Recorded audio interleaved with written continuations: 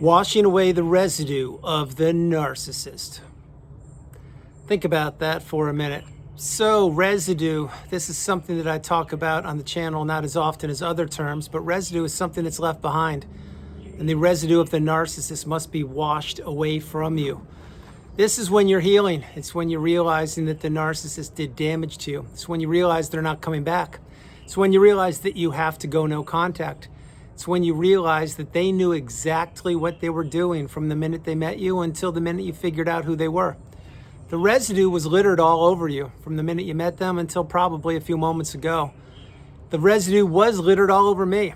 But you see, each and every day that you're healing, you remove more and more residue from you, from your energy, from your life, your circumstances, your mindset, and everything about you. And here are some examples. First of all, let's say that for you, the relationship ended recently. And let's say that you were discarded. Doesn't mean that both those things had to happen, but maybe one of them did.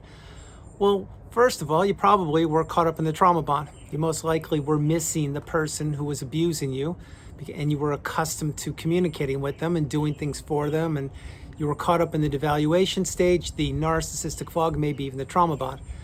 Well, over time, as you began to realize that that person wasn't answering texts, they weren't reaching out to, and the smear campaign was well underway, then you began to understand that you were on an island.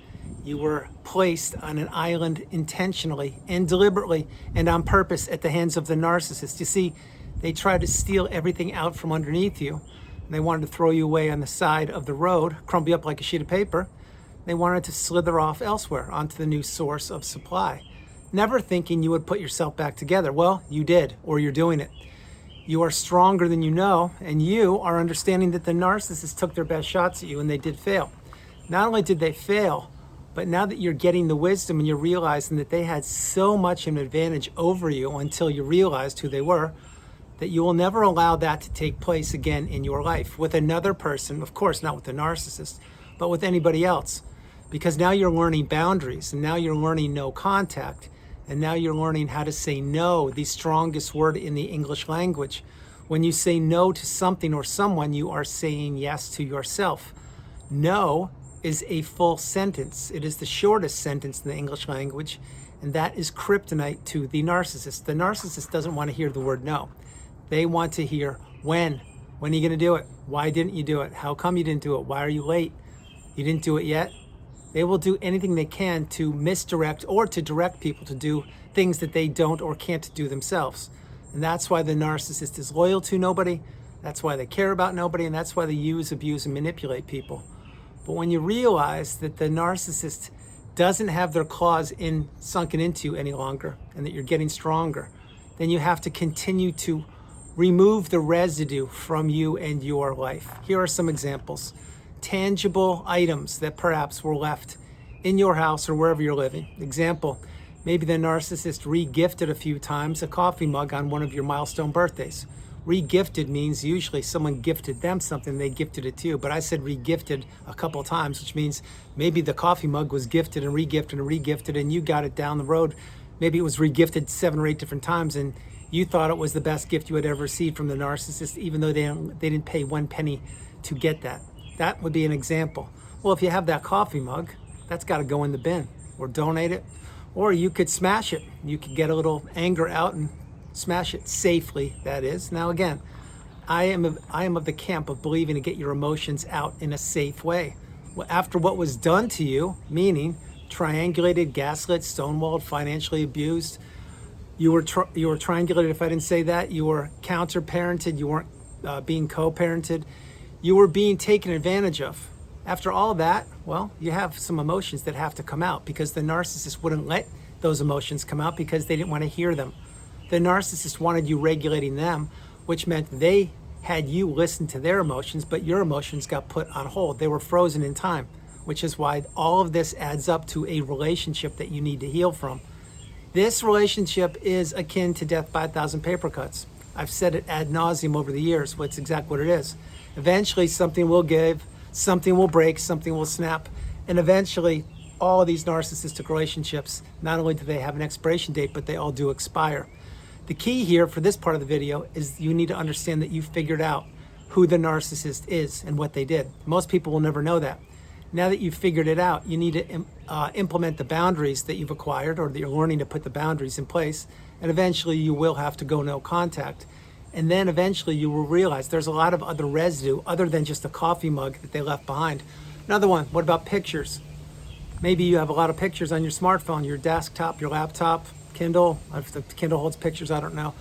But you probably have pictures from when you were with the narcissist, maybe of birthdays, holidays, vacations, commemorations, etc., or maybe just average everyday, day-to-day life experiences.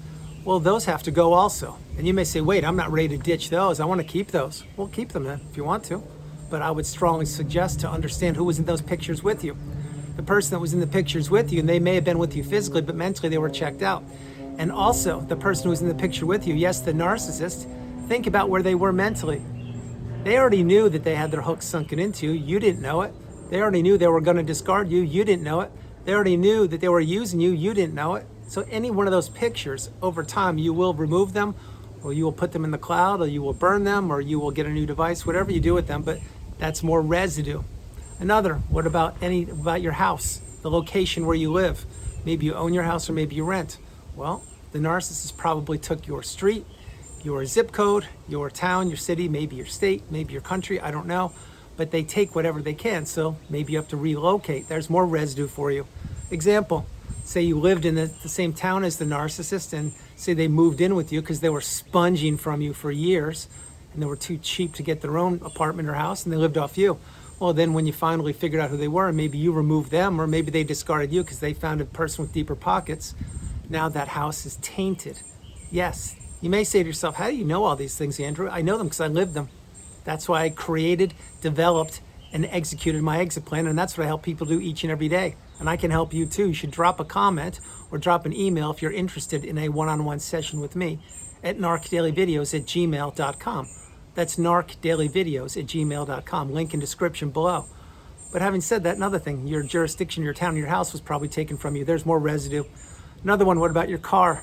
Maybe you own a car or you lease a car. Well, did the narcissist have you driving them around in your car? Probably. Car could be another one. What about clothes, your haircut, or the type of foods you liked? See, there's residue everywhere. What about the model of the phone that you use? Maybe you didn't even have a smartphone and the narcissist wanted you to get a phone. Maybe they even offered to buy you a phone because they wanted to use that phone as remote control to control you. Maybe there's one. More residue would be the relationships. This is a huge one. The casualties of the relationship of the narcissist. There will be casualties littered everywhere, and many of these casualties will be people. And some of the casualties will be people that never had your best interest at heart, i.e. narcissists. Other will be people that sat back and they couldn't say anything or help you out because they didn't want to be the next target. And other people couldn't do anything because they had their own problems, their own life to live. But many people will be left behind or left by the wayside post-narcissistic relationship because many of those people will still talk to the narcissist. And you may say, well, yeah, that's true, but why is everybody so loyal to the narcissist when they know what they did to me, when they know that what they did was wrong and they abused me and manipulated me and lied and cheated and stole and all those things? Why are the people loyal? It's because those people are still subservient to the narcissist, because the narcissist has their claws sunken in deep to those people. Some of those people could be in the trauma bond. I'm speculating that a lot of them aren't, but some of those people are loyal to the narcissist, and the person that they see, meaning the person that you know, the narcissist, but their experiences with the person that discarded you are different than your experiences, which means, and I hope you're following, that the people that are subservient or loyal, the enablers to the narcissist, they didn't experience the toxicity to the level you did, so they don't know, which means the narcissist had their mask super glued on tight for those people, but not for you, because the narcissist was going to abuse those people at a later date, perhaps, or use them for whatever resources they had. But there's more residue. Other residues of the narcissistic relationship will be social media. Maybe you are on social media and now you have to block the narcissist. Maybe you are on social media and you want to get off of social media. Maybe you are on social media and you want to remove a couple platforms. Maybe you weren't on social media at all, but the narcissist wanted you on social media and you were peeking at the narcissist's social media. That's not what you want to do. No, don't be peeking at the narcissist's social media. See, that's residue also. Another one, this is probably one of the biggest residues, not the best English, of the narcissistic relationship.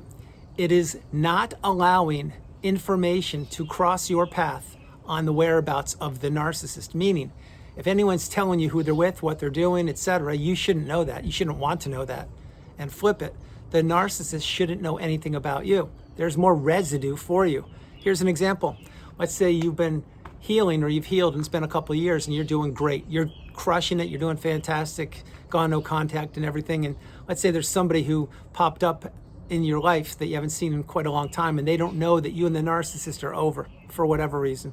Maybe they were living under a rock for the last couple of years. I don't know. And they reach out and say, hey, how's so-and-so? And you get triggered. You're like, whoa, didn't expect that. See, there's another one. Because not everybody knows what you know, and not everybody thinks the way you think. So there will be residue of the relationship, and people are a big factor here. That's another point I want to share with you, and I touched on it a moment ago. The less you know about the narcissist, the better off you will be. The less they know about you, the better off you will be. You need to remember those two things. A couple more and I'll close the video. One more, cleaning or washing the residue of the narcissist away from you. It's thinking about all the good times. Many times people post-narcissistic relationship, many times people tend to fantasize or romanticize or build up the relationship to having it be better than it really was. Meaning we think of the good times, we don't think about the bad times. Well, that's human nature. But knowing what I know and knowing what my hope is that you're understanding is that you need to remember the toxicity. This is the reason why I create videos every day.